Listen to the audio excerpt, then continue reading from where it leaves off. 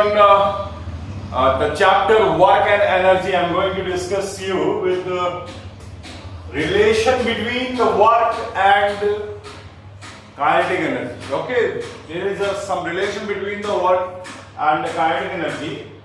So work done is equal to the change in kinetic energy. I'm going to prove this. Okay, so work done W,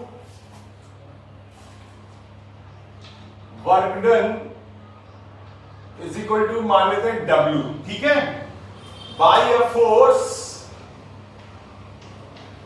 और force है आपका F, ठीक है, in moving a body, body को वो move कर रहा है थ्रू अ डिस्टेंस S, ठीक है, इज गिवन बाय, आप जानते हैं कि W इज इक्वल टू क्या होता है, force into displacement. This is your equation number 1. Now अगर force created the acceleration is A and the body of mass M, तो फोर्स इज इक्वल टू होता है mass into acceleration. Okay, now by using the third law of motion, you know that 2as is equal to v square minus u square. This is the final velocity, initial velocity, acceleration, and this is the displacement. So from here we can get s is equal to v square minus u square upon 2a. This is your second equation. Now we are combining, this is second equation and this is the third equation. Now we combining the value जो है ये f की, यहां से मैं यहां रख रहा हूं, और ये जो s की वैल्यू है, f की वैल्यू यहां रख रहा हूं, f is equal to ma और s is equal to v square minus u square upon 2a लिखेंगे. So we get from 1 and 2 and 3, equation number 3, f is equal to ma into v square minus u square upon 2a. a is cancelled. Okay, a is cancelled. So what we get, W is equal to 1 by 2 m v square minus u square, and this is what? This is W is equal to half mv square minus half mu square. So this is the final kinetic energy and this is the initial kinetic energy. So we can say that work done is change in kinetic energy. Okay, have you got it? Next is in-text questions. In-text question जैसे जो आप इसको blue questions बोलते हैं, आपके text book में जो question दिए हुए हैं चैप्टर के बीच बीच में ब्लू कलर से. First question is the force of 7 newton. First question में आप देखिए F is equal to 7 newton है. Acts on an object, the displacement is say 8 meter. S is equal to है, S is equal to 8 meter. Therefore, in the direction of force, and you have to calculate the work done in this case. So W is equal to आपको पता है F into S होता है. So 7 into 8 Newton meter, and this is 56 joule. So in this case, the answer is 56 joule, and the page number is 148. Now the question number 2, what the question number 2 says, when do we say that work is done? हमने आपको पहले भी पढ़ाया है ये चीज. Work तभी हो सकता है, पहली चीज, work is done when number 1 force is applied, अगर फोर्स अप्लाई किया गया है. दूसरी चीज displacement, there must be displacement. Displacement में थोड़ा छोड़ दे रहा हूं, डिस्प्लेसमेंट जगह नहीं है आगे. Displacement in the direction of force, direction of force. ठीक है, so these two things are very necessary for completion of a work done. Okay, समझ में आया आपको? नेक्स्ट क्वेश्चन है, write an expression for the work done when a force is acting on an object in the direction of its displacement. So इसका question number 3 का जो answer होगा वो आपको एक्सप्रेशन लिखना है। What is the expression for the work done when force is applied and object displaces through a distance s? So when the force is equal to F newton है और इसका जो डिस्प्लेसमेंट है, displacement is equal to s metre, therefore work done जो होगा वो W is equal to F into s newton metre, जिसको हम लोग बोलते हैं force into displacement.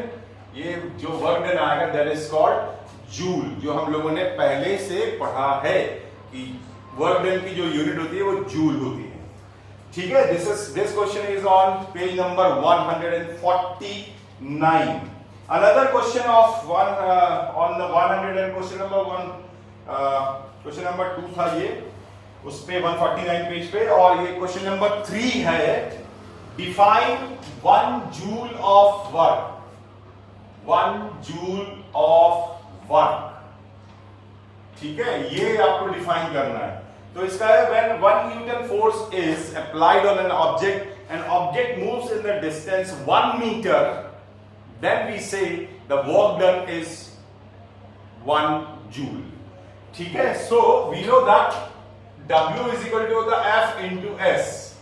If F is equal to 1 Newton and S is equal to 1 meter, therefore W is equal to 1 into 1 Newton meter.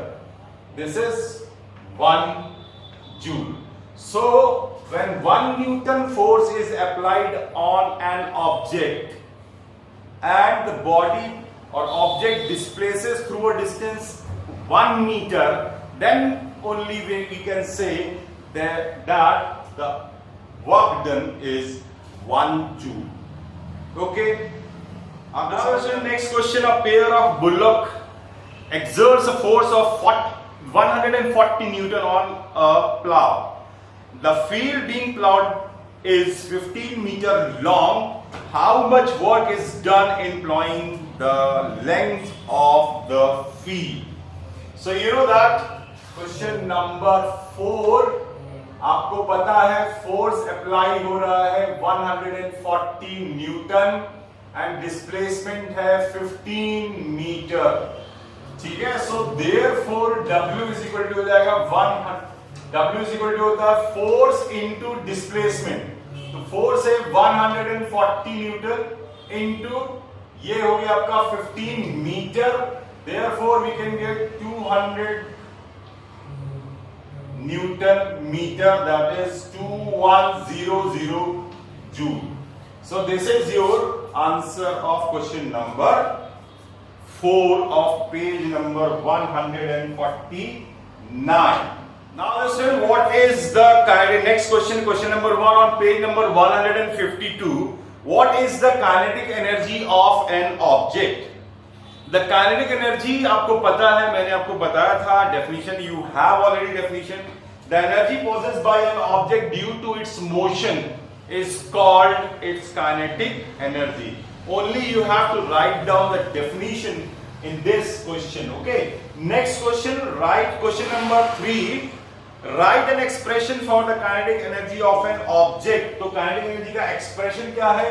If the body of mass m is moving with velocity or speed is v meter per second, mass m kg, therefore kinetic energy is equal to half mv square, and this is in joule. Because kilogram metre जो होगा वो, ठीक है, इसकी जो unit होगी वो हो जाएगी फोर्स इनटू डिस्प्लेसमेंट के हिसाब से आप देखेंगे तो ये जो आएगी जूल में, एनर्जी की यूनिट जूल ही होगी। ठीक है, तो इस तरीके से क्वेश्चन नंबर 3 हो गया, एक्सप्रेशन लिखना था। नेक्स्ट क्वेश्चन जो है उसमें आपसे पूछा गया कि काइनेटिक एनर्जी किसी ऑब्जेक्ट की 25 जूल है, ठीक है, जब वो 5 मीटर पर सेकेंड की स्पीड से मूव कर रहा है, तो उसकी काइनेटिक एनर्जी कितनी होगी यदि उसकी स्पीड को डबल कर दिया जाए या ट्रिपल कर दिया जाए। ठीक है, so when v is equal to 5 metre पर second, ke is equal to है 25 joule. Therefore we know that ke is equal to कितना होता है 1/2 mv स्क्वायर। तो यहां पे हम 25 लिखेंगे, 1/2 m हमको पता नहीं है, v हो जाएगा आपका 25 का स्क्वायर। तो ये यहां आके डिवाइड हो जाएगा और 2 का मल्टीप्लाई हो जाएगा, तो यहां से मिलेगा m is equal to 2 kg। Okay, अब हमको इसका मास पता है। Now when the velocity is doubled, ठीक है, in case of velocity is doubled, तो डबल जब वेलोसिटी हो जाएगी मतलब v is equal to 10 metre पर सेकेंड। ठीक है, तो काइनेटिक एनर्जी हो जाएगी आपकी 1/2 इंटू 2 इंटू 10 का स्क्वायर मतलब 100। सो ये 2 से 2 कैंसिल, आंसर आएगा 100 जूल। ठीक है, सो सेकंड पॉइंट से पूछा अगर ट्रिपल कर दिया जाए, ट्रिपल, तो v इज इक्वल टू यहां पे 15 मीटर पर सेकेंड हो गया। पहले 5 मीटर पर सेकेंड का ट्रिपल करेंगे तो कितना होगा 15 मीटर पर second. So in this case ke is equal to हो जाएगा 1/2 इंटू 2 इंटू 15 स्क्वायर एंड 2 से 2 कैंसिल, 15 का स्क्वायर होता है 225 joule. So this is your answer. ठीक है sir, on page number 156, what is power? So you have to write down the definition of power. You know that power is the rate of doing work. ठीक है, if W is the work done completed in time t, work done आपका है W joule, ठीक है, and time है आपका t seconds, ये है जूल पर सेकेंड। तो आपका जो पावर होगा वो होगा W upon t। Rate of doing work is called, जहां पे रेट आता है तो डिवाइडेड बाय टाइम होता है, तो W वर्क डन है, टाइम से डिवाइड कर, P is equal to W upon T। तो इसकी जो यूनिट होती है वो होती है वॉट। स्मॉल w होना चाहिए और ये कैपिटल W, इसका जो सिंबल होगा वो होगा कैपिटल W। ठीक है, सो नेक्स्ट क्वेश्चन में पूछा गया है डिफाइन 1 वॉट ऑफ पावर। तो 1 वॉट ऑफ पावर कब होगा? जब ये W1 होगा और T1 होगा। ठीक है, when W is equal to होगा 1 जूल एंड टाइम होगा 1 सेकेंड, तो पावर हो जाएगा 1 what. So when 1 joule is work done in 1 second, then the power of an object is called 1 watt. ठीक है, समझ में आ रहा है student? Question number 3 on page number 156, a lamp consumes 100 joule of electric energy. ठीक है, question number 3 on page number 156, lamp consumes, work दिया होगा, एनर्जी के लिए लिख सकते हैं। ओके, एनर्जी भी वही वर्क ही होती है, work done. It is given that lamp consumes 1000 joule of energy in 10 seconds. Time दिया हुआ है 10 सेकेंड्स। तो what is the power? Power is equal to होता है W अपॉन T। तो W है आपका 1000 और टाइम है 10 सेकेंड, तो जूल पर सेकेंड, ये 0 से 0 कैंसिल हो गया, आंसर आया 1000 वॉट। तो उसका जो आंसर होगा वो होगा क्वेश्चन नंबर 3 का 100 what. Okay, now define, next question is define the average power. तो एवरेज पावर के लिए आप लिख सकते हैं एवरेज पावर, जहां पर एवरेज आता है वहां टोटल शब्द का यूज किया जाता है। तो average power is equal to total work done by an object upon total time taking, ये होता है आपका एवरेज पावर। ठीक है, आपको समझ में आ गया स्टूडेंट? ये तो हो गए आपके इंटेक्स क्वेश्चन, ब्लू क्वेश्चन जिसको आप बोलते हैं। अब हम चल रहे हैं चैप्टर एंड एक्सरसाइज में, जिसका फर्स्ट क्वेश्चन है लुक एट द एक्टिविटीज। कुछ एक्टिविटीज दी हुई हैं ABCDEFG तक की, और आपको उनको पढ़ के और एक्सप्लेन करना है कि whether the work is done और नॉट। ठीक है, सो फर्स्ट क्वेश्चन है Suma is swimming in a pound. तो अगर सुमा स्विमिंग कर रही है, ठीक है, तो सपोज ये मैं बता रहा हूं, यहां पर ये पैर उसके होंगे, ये हाथ से इसको ऐसे। तो अगर ये स्विमिंग कर रही है तो ये पानी को धक्का दे रही है, फोर्स अप्लाई कर रही है। उस फोर्स के एप्लीकेशन के रिएक्शन में सुमा आगे बढ़ रही है। So there is a force and displacement. Force apply हो रहा है पीछे की साइड में, उसका रिएक्शन इस साइड में है, और डिस्प्लेसमेंट भी इसी साइड में है। So force and displacement both are occurring, therefore work is done in this case. Okay, understand? Next is donkey is carrying a load on its back.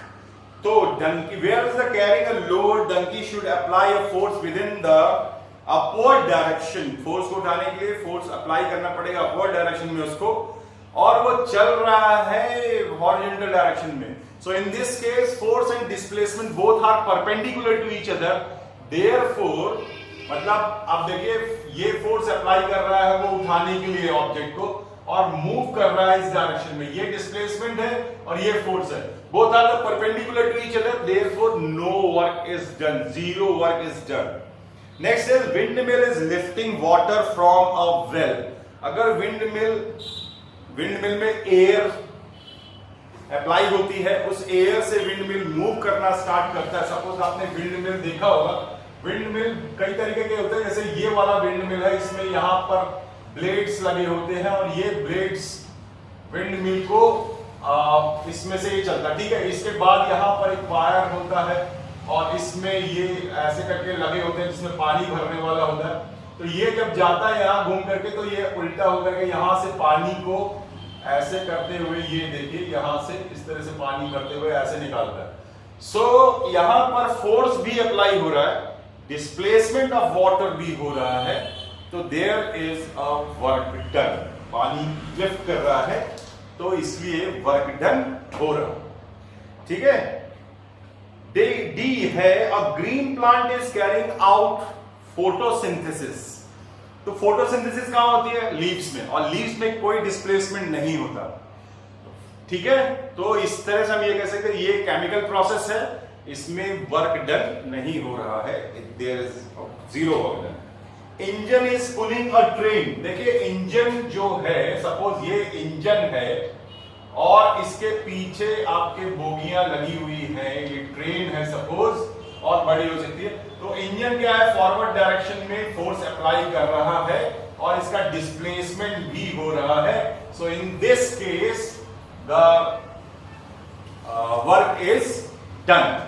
Okay, next is food grains are getting dried in the sun. Sorry, the food grains are getting dried in the sun. इसका मतलब ये हुआ यहाँ पे कौन dry हो रहा है? सन अपनी एनर्जी दे रहा है, और जो ग्रेन्स हैं वो सूख रहे हैं। So there is no work because grain are not moving from one place to another. ठीक है, इतना समझ में आया? ओके, नेक्स्ट इज आपको बता देता है जी वाला जो पार्ट है उसमें लिखा हुआ है A sailboat is moving due to the wind energy. Work is done by the air. Air sail जो बोट होती है, आपने देखा होगा बोट को, ये सेल बोट है, इसमें आपने देखा होगा इस तरीके से ये पर्दा लगा होता है। तो अगर विंड एनर्जी आती है तो ये विंड एनर्जी को यहाँ पे कलेक्ट करता है, जिसके फोर्स के कारण सेल बोट का डिस्प्लेसमेंट इस डायरेक्शन में होता है, फोर्स भी इसी डायरेक्शन में होता है। Therefore, work is done because force is applied by the wear and there is a displacement on the sailboat, in the sailboat. Next question number 2 है an object is thrown at a certain angle to a horizontal ground, moves in the curved path and falls back to the ground. The initial and the final point of the path of the object lie on the same horizontal line. What is the work done by the force of gravity on the object? ठीक है, इसके लिए आपको बताएं कि आपको किसी object को आपने फेंका है ग्राउंड लेवल पर, यहां से किसी एंगल पर आपने फेंका और बॉडी ये है angle suppose alpha. Projectile motion में आप पढ़ेंगे 11th क्लास में। तो ऑब्जेक्ट का जो इनिशियल पोजीशन है और फाइनल पोजीशन है सेम लेवल पर है, ठीक है। h इज 0 हियर, मतलब जब हम फेंकेंगे तो जब बॉडी ऑब्जेक्ट यहां पे आएगी तो some potential energy will be there, but ये जब नीचे यहां पे आ जाएगा तो इसका आप देख रहे हैं तो h इज इक्वल टू यहां पे 0 है, ठीक है। तो यहां पर क्या हो जाएगा, W इज इक्वल टू होता है mgh, तो यहां पे देखिए W इज इक्वल टू यहां पर क्या हो रहा है 0 हो रहा है। So in this case there is no displacement, 0 है। Initial position final position same है, हॉरिजॉन्टल ग्राउंड में ही है, therefore displacement is 0 as per the force of gravity. तो डिस्प्लेसमेंट तो 0 है, देयरफॉर वर्क डन भी 0 होगा, ठीक है।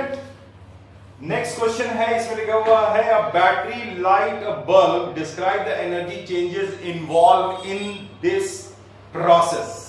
तो आप जानते हैं बैटरी में केमिकल्स होते हैं, केमिकल रिएक्ट करते हैं, तो जो केमिकल एनर्जी है बैटरी की वो कन्वर्ट होती है इलेक्ट्रिकल एनर्जी में, ठीक है ना। तो उसमें पॉजिटिव चार्जेस नेगेटिव चार्जेस ये प्रोड्यूस होते हैं, तो इलेक्ट्रिक एनर्जी में कन्वर्ट होती है और इलेक्ट्रिक एनर्जी से बल्ब जलता है, तो लाइट एनर्जी में electric energy is converted into the light energy. So chemical energy into electrical energy and electrical energy into the light energy. Okay, so question number 4, certain force acting on an object 20 kg of mass changes its velocity from 5 meter per second to the 2 meter per second, and you have to calculate the work done by the brakes जो भी apply करें, क्योंकि velocity कम हो रही है, velocity कम होने की वजह से 5 मीटर पर सेकेंड, मतलब यहां पर देखिए आपको कैलकुलेट करना है, मास दिया हुआ MAS इस mass is equal to 20 kg और इसकी जो इनिशियल वेलोसिटी है वो है 5 मीटर पर सेकेंड एंड फाइनल वेलोसिटी है 2 मीटर पर सेकेंड, ठीक है। सो आपको पता W कैलकुलेट करना है, W, ठीक है। You know that kinetic energy W मतलब work done is equal to होता है चेंज इन काइनेटिक एनर्जी, मतलब ये हुआ final kinetic energy minus initial K E, ठीक है। तो फाइनल के लिए 1/2 m v square minus 1/2 m u square. तो यहां पे 1/2 m कॉमन ले लेंगे, अंदर आएगा v square minus u square, u square होना चाहिए v square minus u square, ठीक है, करेक्ट है, सही है, सही है। 1/2 इंटू यहां पे 20 और यहां पर आ गया आपका 2 का स्क्वायर माइनस 5 का स्क्वायर, तो ये हो गया आपका 10 और यहां पे आएगा 4 माइनस 25 दैट इज माइनस 21, सो हो जाएगा आंसर माइनस 210 जूल। तो इस तरीके से आपको ये क्वेश्चन कैलकुलेट करना है। The force does work equal to the minus 210 joule opposite to the direction of force. That is why the velocity is decreased. Now let's say question number 5. A mass of 10 kg is displaced, एक table पर रखा हुआ है, उसको displace किया गया A position से B position पर, तो आपको बताना है कि क्या वर्क डन हुआ या नहीं हुआ, ठीक है। सो इन दिस केस तो यहां पर देखिए जो बॉडी है ये 10 kg की एक बॉडी है, ये टेबल पर रखी है, प्लेस A है, ये पोजीशन A है, इसकी 10 kg वेट है, इसको उठा करके यहां रख दिया गया है, ठीक है, और ये भी B पोजीशन है। तो आप देख रहे हैं डिस्प्लेसमेंट हो रहा है इस डायरेक्शन में, लेकिन फोर्स ऑफ ग्रेविटी तो नीचे काम कर रही है दोनों जगह पर। यहां से लेकर यहां तक ले आने में आप देख रहे हैं कि फोर्स ऑफ ग्रेविटी, ये फोर्स है, ये नीचे डायरेक्शन में काम कर रहा है और डिस्प्लेसमेंट ऐसा हो रहा है, therefore force and displacement are perpendicular to each other, and in that case no work is done. ठीक है, समझ में आ गया? Now the next question is the potential energy of a freely falling object decreases progressively due to does this violate the law of conservation of energy और why? तो ये आपसे पूछा गया है यहां पर। आप देखिए, इसको मैं आप समझा रहा हूं। तो जब ऑब्जेक्ट इस पोजीशन पे था, हमने इसको आपको एक्सप्लेन किया था, फिर ये यहां पर आया, इस पोजीशन बी पे आया, और फिर इसके बाद में ये नीचे गया यहां पर। ये मैंने आपको पिछले और वीडियोस में क्लियर किया था। तो यहां पर पोटेंशियल एनर्जी जो होती है मैक्सिमम होती है, और टोटल एनर्जी जो होती है यहां पर काइनेटिक एनर्जी जो होती है वो 0 है, बिकॉज ऑब्जेक्ट आपने पकड़ी हुई है। फिर आपने जब छोड़ दिया तो टोटल एनर्जी आपने देखा था कि mgh के बराबर आई थी। यहां पर भी टोटल एनर्जी mgh के बराबर ही आई थी उस केस में, क्योंकि potential energy, some of the potential energy is converted into the kinetic energy, और धीरे धीरे वो पोटेंशियल एनर्जी यहां पर आके 0 हुई थी और काइनेटिक एनर्जी यहां पर मैक्सिमम हुई थी। तो हम ये देख रहे हैं कि ये यहां पर कंजर्वेशन हो रहा है।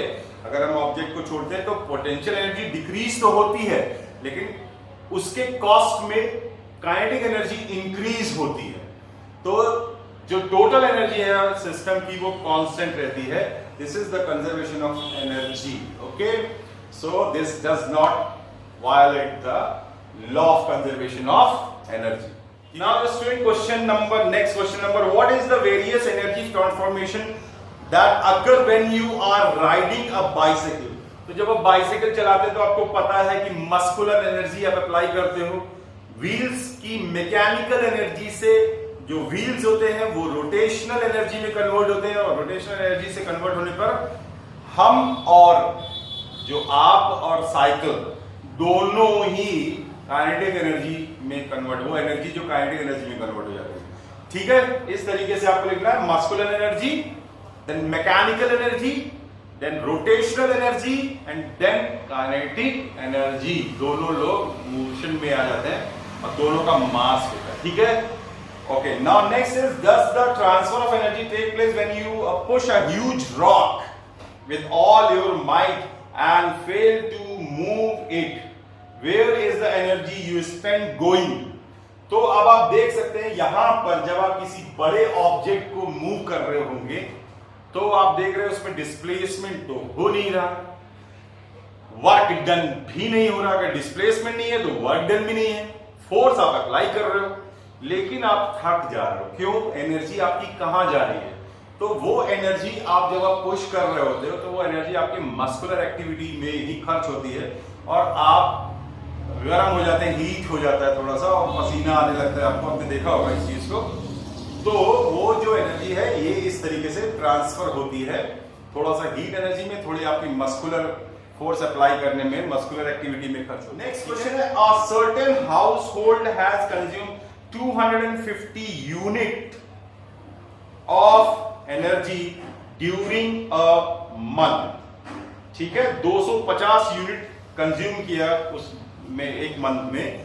How much energy in this in joules? तो देखिए एनर्जी कंज्यूम कितनी की है, 250 यूनिट, और मैंने आपको बताया था तो 1 यूनिट होता है 1 किलोवाट आवर। तो ये हो गया 250 किलोवाट आवर। ठीक है, और 1 किलोवाट आवर में कितना होता है, 3.6 into 10 to the power 6 joule. तो ये हो गया आपका जो एनर्जी हो गई जूल में, वो हो गई 250 into 3.6 into 10 to the power 6 joule. बस इतना ही करना है।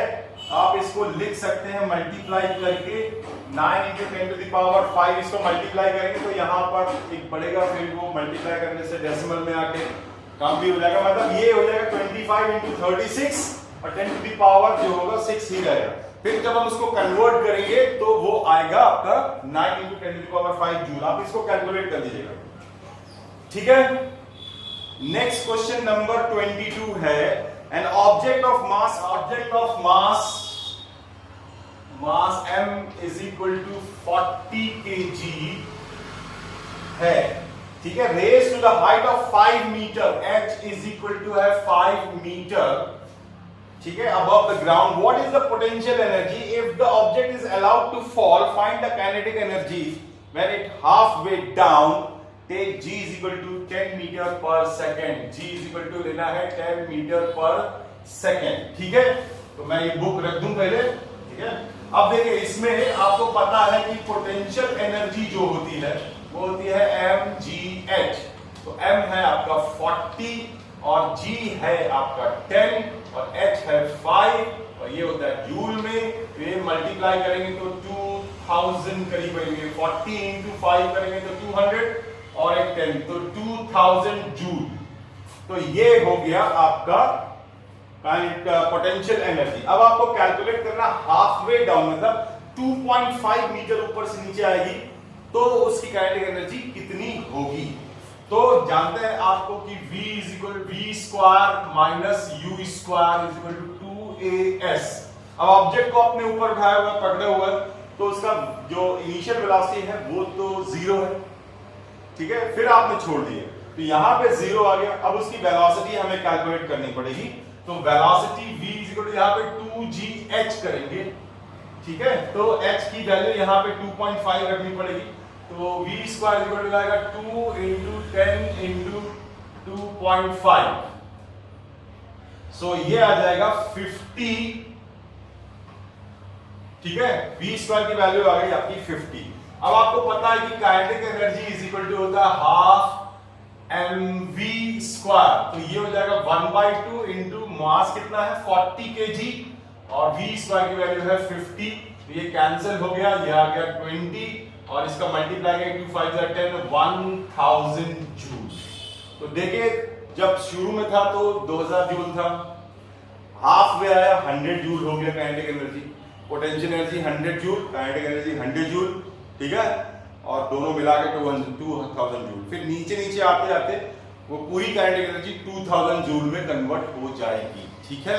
So initial kinetic energy is 2000 and initial total energy is 2000 joule and last में जो टोटल एनर्जी है वो भी 2000 जूल हो जाएगी, ठीक है। इन दिस वे अभी थोड़ा सा रुक जाते हैं, बाकी के क्वेश्चन मैं डिस्कस करूंगा नेक्स्ट वीडियो में, ठीक है। तो इतने क्वेश्चंस आपको मैं भेज दूंगा पीडीएफ में, देख करके आप इसको नोट डाउन कर लीजिए कॉपी में, ठीक है। मिलते हैं नेक्स्ट वीडियो में बाकी के क्वेश्चंस के साथ।